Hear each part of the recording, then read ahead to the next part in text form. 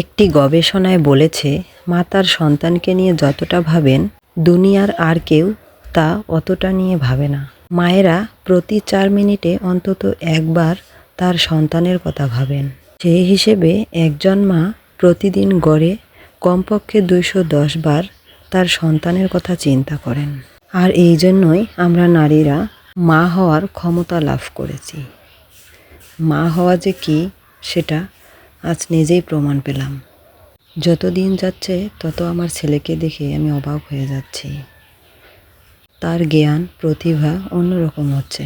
আর যদি একটু ভালো করে সময় দিতে পারি তাহলে আরও প্রতিভা তার অন্যরকম হবে।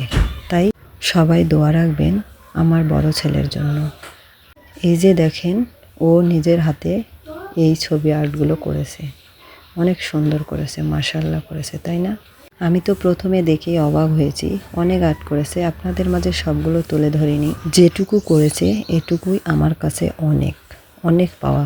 তাই আসুন আমরা মায়েরা বাচ্চাদের প্রতি ঠিকভাবে খেয়াল রাখি। 5 থেকে 10 বছর 15 বছর বাচ্চাদের একটু বেশি কেয়ার করতে হয়, বেশি ভালো রাখতে হয়। কখনো ওদেরকে অবহেলার পাত্র মনে করব না, কারণ ওরা বড় হয়েছে, থাক, ও নিজের মতো করে চলুক। এটা কখনোই করা যাবে না। এই বয়সটা তার শেখার।